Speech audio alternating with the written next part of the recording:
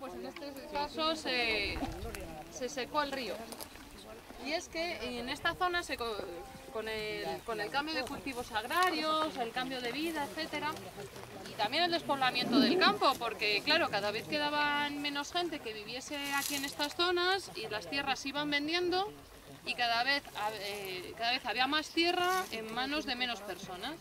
Entonces, pues esas personas que quedaban, pues lo que decidieron fue cambiar Claro, veían que el cereal y todos los cultivos de secano daban poco dinero, entonces se decidió cambiar hacia un sistema más de regadío, pues plantando remolacha, plantando patatas, pero claro, la zona donde sería apta para plantar todos esos cultivos es el fondo del valle. El fondo del valle, que es por donde pasa el río, por donde el agua está más cerca, pero ¿qué ocurrió? Que claro, el fondo del valle es muy pequeño, entonces se comenzó a plantar en la zona de los páramos, todas las zonas altas. Para llevar el agua a esas zonas altas hacía falta llevar unos pozos que bombeasen agua desde la capa freática hasta arriba del todo. Bueno, pues a medida que se fueron abriendo cada vez más pozos, muchos de ellos pozos ilegales, se fue secando cada vez más el río, hasta dejarlo seco completamente. De hecho, pues ya os digo, este era un valle súper fértil, en donde se plantaban huertas, en donde había árboles por toda la vereda, nos contaban, un vergel era. Y ahora mismo está el río completamente seco. De hecho, nos contaba un señor que tenía una huertecilla por ahí abajo, que tenía un pozo en su huerta, ya para sacar un poco de agua, y que incluso el pozo de aquí abajo se había secado. O sea, es decir, ¿cuánto habrán perforado desde esta parte de arriba? O sea, fijaros que eso, el acuífero está ahí abajo, a la altura de donde está el río. Fijaros lo que han tenido que perforar para llegar a secar un pozo que estaba en la parte baja. O sea, realmente es increíble la cantidad de agua que se puede llegar a gastar en agricultura.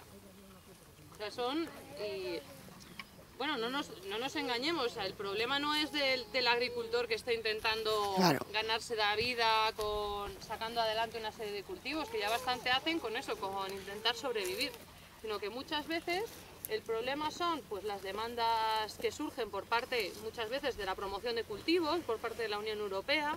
Durante una serie de años se han promovido una serie de cultivos, dando igual la zona en donde se cultivasen. Se han llegado a arrancar viñas centenarias por el tema de que ya no se subvencionaban, que se subvencionaba otro cultivo y había que cambiarlo. Se ha subvencionado la remolacha, pues todo el mundo a plantar remolacha porque era lo que les podía dar un poco para vivir. Luego está también, bueno, todo el tema de los grandes regadíos, que también, pues muchas veces, ya os digo, cuando se acumulan muchas tierras en manos de poca gente, pues eso, puede surgir un poco el tema de quererlo todo para ti, ¿no? Y dando igual. De hecho, el molino que vamos a visitar hoy, el molino de Aurelio, de Bea, pues este molino se molía con el agua del río. Y molía de tal forma que, según nos ha contado, no ha sido capaz de igualarlo en la electricidad. Es decir, ahora mismo, a partir de los años 70, 80, tuvo que cambiar de moler con agua a moler de forma eléctrica.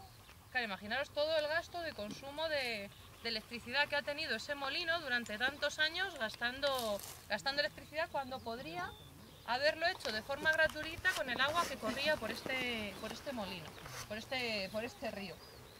De hecho, pues eso, nos decía que nos estuvo enseñando el otro día cómo funcionaba, lo puse en marcha y dice, bueno, esto tengo que esperar un poco a que caliente para que se mueven las piedras y tal. Dice, esto, en cuanto abría el agua, corría y iba a toda velocidad. O sea, incluso tenías que controlar el agua para que no saltase.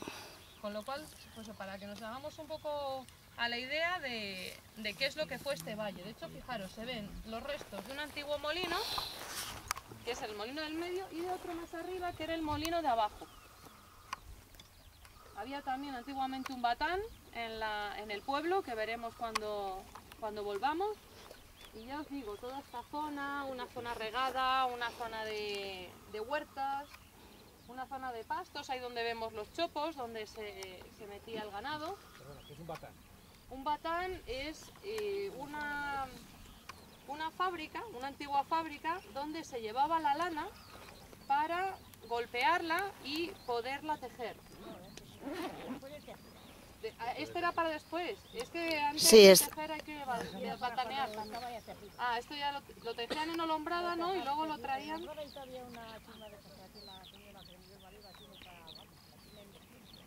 Ajá. Es que en el proceso de la lana, es un proceso bastante largo, al principio también hay que batanearla. Lo que pasa es que, claro, como aquí no se tejía, sino que se tejía en olombrada, seguramente la tejieran en olombrada y la trajeran aquí es lo que le da el espesor a la lana. De hecho, si tenéis mantas de lana de la familia de hace mucho tiempo, tal, seguramente, pues eso, veáis que son, pues eso, como que están muy apretadas, muy apelmazadas, porque es que habría que batanearlas de nuevo.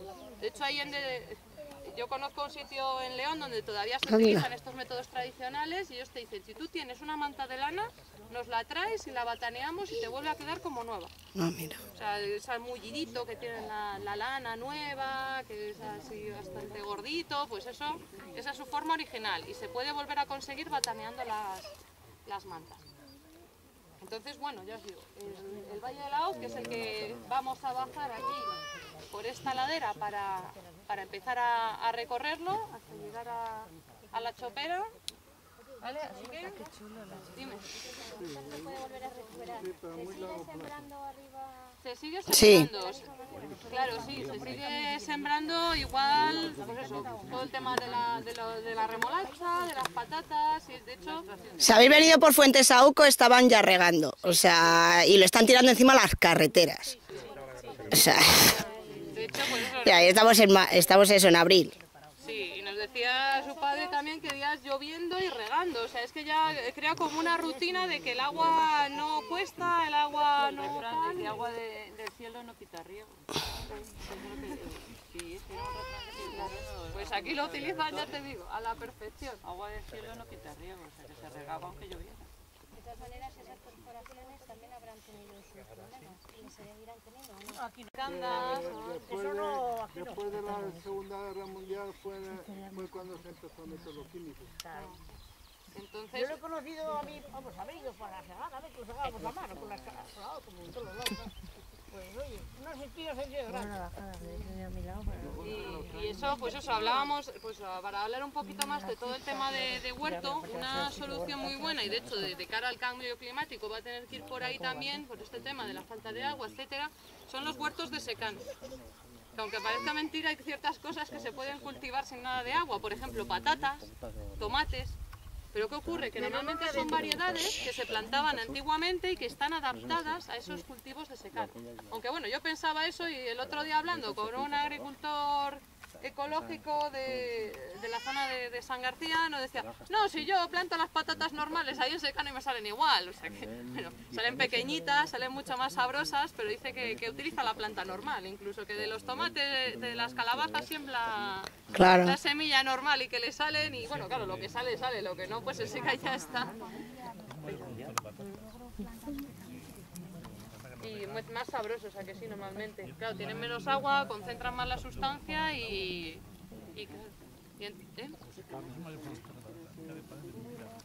No, normalmente no, normalmente son gente que los tiene para su casa o así, pero porque se ha perdido mucho, se ha perdido muchas variedades autóctonas. Es que de comer esos tomates, yo que los siembro dentro de mi casa un poco que tenemos allí, yo estoy diciendo que no hieren para sembrarlos, porque se están pasando con un tomate, te lo comes sin sal ni sin nada y buenísimo. Comprar y no vale para nada. Hombre, no vale. Claro, lo que pasa que eso, ya te digo que ahora como está también el tema, ahora no solo las cosas se compran por el sabor, sino por la pinta que tiene. Entonces, claro, muchas veces interesa más que son tomates grandes, que tenga la piel muy lisita, muy rojo, muy tal, y que luego no saben absolutamente a nada como son los tomates de Almería, del estilo que nos comemos habitualmente en las ensaladas. En cambio, pues eso, pues muchas veces en agricultura ecológica llegan también las cosas pues que llegan un poco machacadas o que las manzanas vienen con las típicas puntitas ahí que parece como que les ha picado algo, así, pero que luego tienen muchísimo más sabor. Entonces, por una parte, claro, está el problema de que los agricultores utilizan unas determinadas técnicas o no, pero también nosotros somos en cierta parte especiales, responsables por ese hecho de escoger siempre lo que tiene mejor pinta, lo que está así como más bonito, cuando en realidad igual pues también habría que mirar un poco qué es lo que consumimos.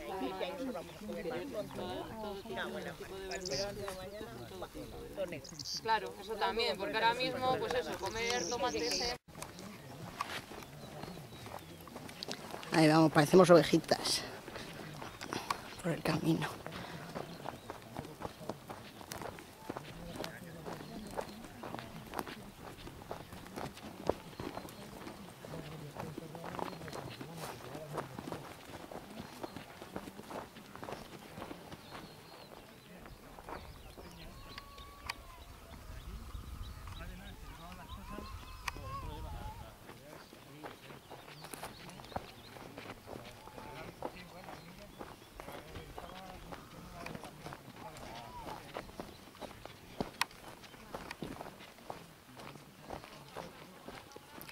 Molino, tercer molino.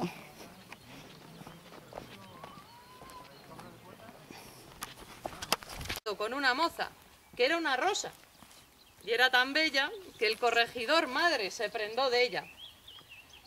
Le regalaba, le prometía, hasta que un día accedió a los favores que pretendía. Responde la molinera. Vuestros favores admito, pero siento si nos pilla, mi marido es el garlito. En el garlito. Mi marido en el garlito, porque el maldito tiene una llave con la cual cierra, con la cual abre cuando es su gusto. Expuesto es que nos pille y nos dé un gran susto. Responde el corregidor. Me estoy haciendo una idea de mandarle en el molino algo que allí la entretenga. Según lo digo, sea de trigo porción bastante, que lo muela esta noche, que es importante para una idea que tengo oculta bajo la multa de 12 duros. Así sea del modo, estemos seguros. Allí por aquel molino ha pasado un pasajero que entendía de moler tan bien como el molinero. Si tienes ansia por irte a casa, vete tranquilo, que esta noche sin falta se muere el trigo. Ha salido el molinero y hacia su casa se ha ido. Les ha encontrado a los dos como en harina metidos. Vete tranquilo, buen molinero, ve a tu molino. No dejes que tu vecino te muela el trigo. Bravo. Aplaude, ¿eh? Tiene el molino de medio. Mira cómo aplaude, qué bonito. Vamos a continuar un pelín más, solo un poquito, ahí hasta la chopera y ahí ya nos tomamos el pisco labis, ahí para reponer fuerzas. Vamos ahí a la chopera y ahí ya. Y claro, podemos pensar, bueno, a ver, ¿qué diferencias hay entre una ganadería convencional y una ganadería ecológica? Porque claro, pues si no, pues lo mismo que decíamos, que en convencional no se echaba ni pesticidas, ni herbicidas, ni nada, pues eso se aplica a los pastos donde tienen que pastar estos animales. Es decir, los animales, no solo de animales ecológicos, sino que el pasto donde se encuentra también y toda la comida que come. Es decir, todos los piensos que se le dan como suplementos, todo el maíz, si se le da soja, cebada, todos los cereales tienen que ser todos ecológicos, de producción ecológica exclusivamente. Y luego los animales pues tienen un determinado espacio, cada uno, para poder moverse libremente por el campo. Tienen que estar al aire libre, se les puede estabular durante la noche, pero el resto del tiempo tienen que estar fuera. ¿Y qué ocurre cuando algún animal tiene alguna enfermedad? Pues que si el animal se pone muy enfermo sí que se le puede tratar con antibióticos, pero se le retira de la producción para evitar pues eso, que se contagien las muestras, etcétera. No se les hormona, que hay muchas... Bueno, aquí en España no está muy extendido, en Estados Unidos está más, el tema de hormonar a los animales para que crezcan más, cojan más peso, etcétera. ¿Y cómo se les suele tratar normalmente a los animales? Pues se utiliza mucho la fitoterapia, el uso de plantas y sobre todo de la homeopatía. Que la homeopatía pues es un poco la cura por semejanza, por ejemplo con el aguijón de las abejas, el veneno ese que tienen las abejas, dicen que es muy bueno para todo el tema de alergias. Si tú te tomas pues eso, el apis mellifera, el preparado de homeopatía, pues se puede servir muy bien para las alergias, porque como cuando te pica la avispa, pues eso te puede generar una reacción alérgica. Si te lo tomas eso, está diluido en concentraciones de 1 millón, incluso de 10 millones de veces, pues son concentraciones muy bajas, pues que te produce pues que todo el tema de alergias pues lo lleves mucho mejor. Pues todo ese tema aplicado pues a las diferentes partes del cuerpo, y eso se utiliza tanto para personas como para animales y está bastante extendido. De hecho, pues nada, hay un veterinario en Segovia que trata las vacas, las ovejas, de toda esta gente que está ahora mismo en ecológico y que tienen, pues eso, dicen que les funciona muy bien. Que todavía las personas siempre decimos, es que me he hecho ya la idea de que me voy a curar y entonces ha sido psicológico esto, no ha sido la medicina, sino que ha sido psicológico. Pero vamos, el animal que no hay más tutía, que eso se lo toma y ya está, pues sí que dicen que funciona muy bien. De hecho, pues nosotros tenemos una perra que se torció, que bueno, se estaba a punto de romper un ligamento y gracias a la homeopatía se recuperó perfectamente la perra cuando decían que había que operarla. Así que bueno, que son cosas que cuando ya lo ves que funciona realmente te la acabas creyendo. Entonces pues nada, son temas también interesantes, pues saber cómo se manejan los ganaderos ecológicos en todos estos temas. ¿Alguna preguntilla? ¿Por ahí? ¿No? Continuamos, vamos a seguir hasta el final de la... Otra cosa que no hombre, no os voy a pedir aquí. No os voy a... Yo es que quiero confirmar un dato. A ver, Bea. No, Bea, la señora Bea. Ya, Bea, no, ya Que me han dicho que aquí han llegado a pastar unas 80 vacas y 80 yeguas. Y arriba en el prado de ahí es igual. No había mucho ganado. ¡Ay, que te vas a caer! No pasa nada, tenemos dos. Tenemos Claro, es que esta era una zona de pastos comunales que tenía... Las ovejas, había muchas ovejas también. Vamos a ver. Claro, en esta zona además pasa una cañada, todo por esa ladera que vemos aquí enfrente nuestro, que es la cañada Merina, que va desde Fuentidueña hasta Lenar. No, pero no pasaba por aquí la cañada. No, por arriba era. Iba por el Batán, por donde incluso el Batán, entonces a la ladera agarra la baja y por ahí. Pero por aquí abajo por el valle entonces no pasaban. No, por el valle mismo es que no. Yo no lo he oído.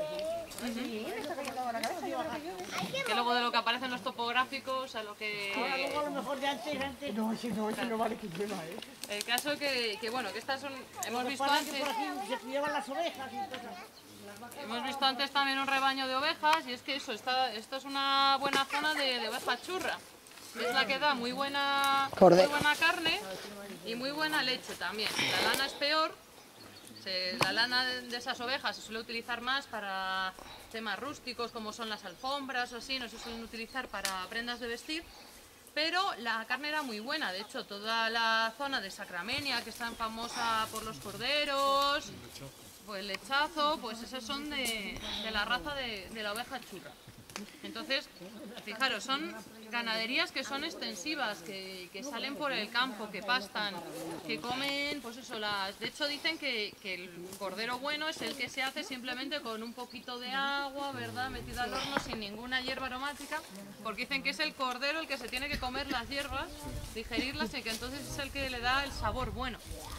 Con lo cual, fijaros que esta zona se ha tenido fama y se ha conseguido hacer un nombre gracias a que todavía se respeta eso, que todavía se tienen las ovejas fuera, que se pastorean.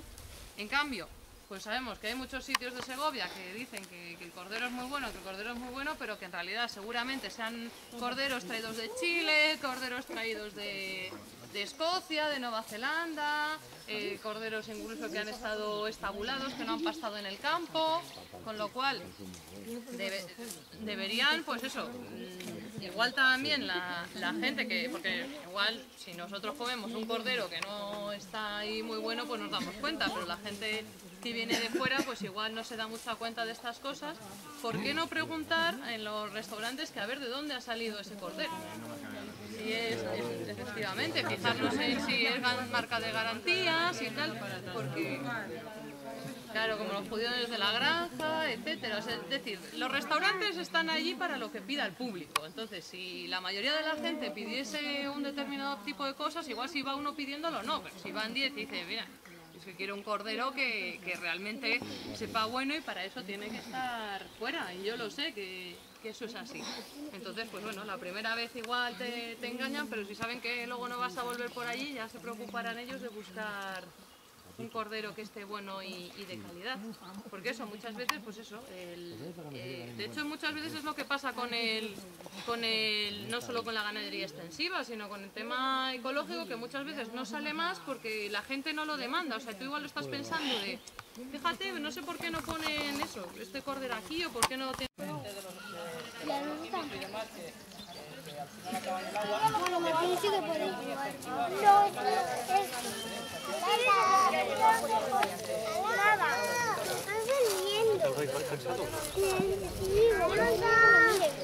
Buenos días, de nuevo.